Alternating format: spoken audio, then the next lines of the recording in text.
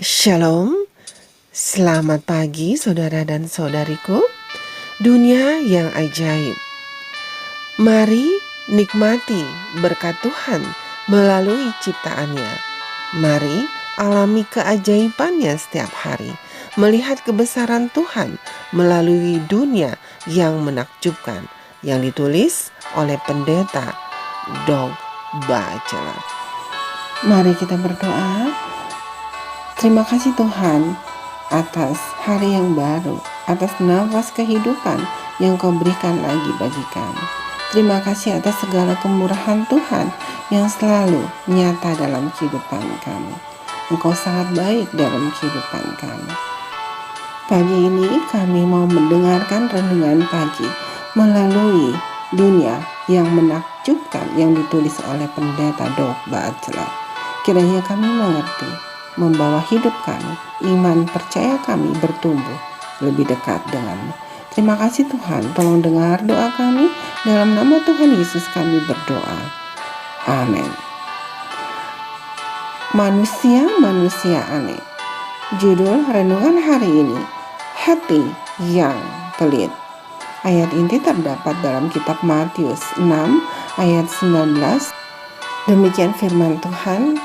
Janganlah kamu mengumpulkan harta di bumi ngengat dan karat merusakkannya. Saudaraku, mari kita dengarkan penjelasannya.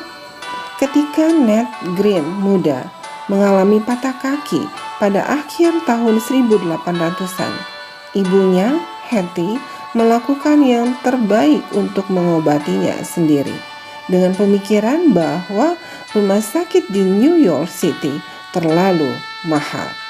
Tapi setelah beberapa hari kaki Ned semakin memburuk.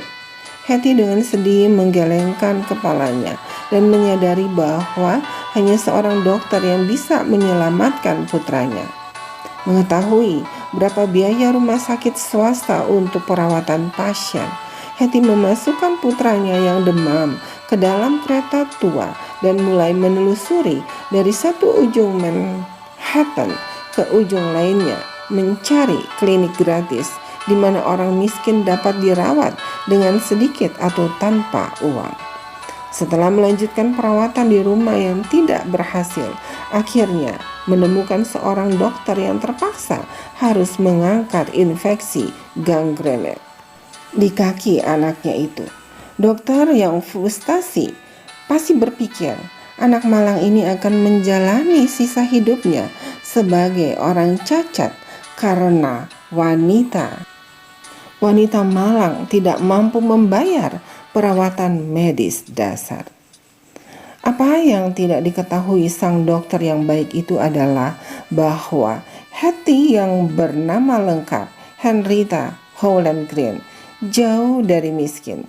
Pada saat putranya cedera, dia adalah wanita terkaya di dunia dan mungkin juga yang paling pelit di dunia. Ketika dia meninggal beberapa tahun kemudian, dia bernilai lebih dari 100 juta dolar Amerika. Itu lebih dari 17 miliar dolar Amerika dalam uang hari ini. Wanita itu juga dikenal sebagai penyihir Wall Street. Hetty Howland menjadi legendaris karena gaya penghematannya yang eksentrik. Dia tidak hanya rela membiarkan putranya kehilangan kakinya daripada membayar biaya medis kecil.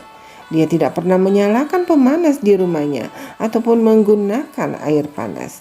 Dia mengenakan satu gaun hitam tua dan membeli kue yang pecah dalam jumlah besar karena harganya lebih murah.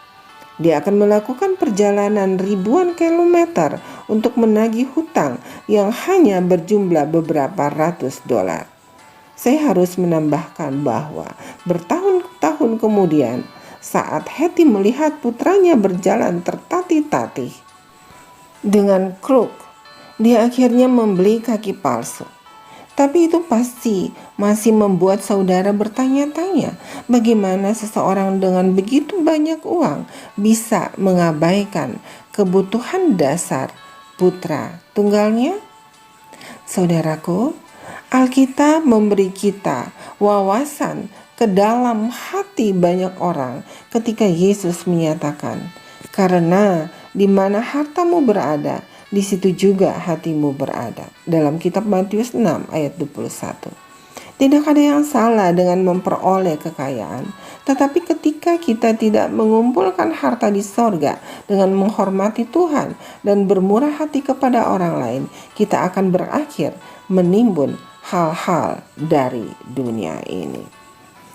Mari kita berdoa. Terima kasih Tuhan, kami diingatkan melalui renungan pagi hari ini untuk bermurah hati. Kami tidak pelit.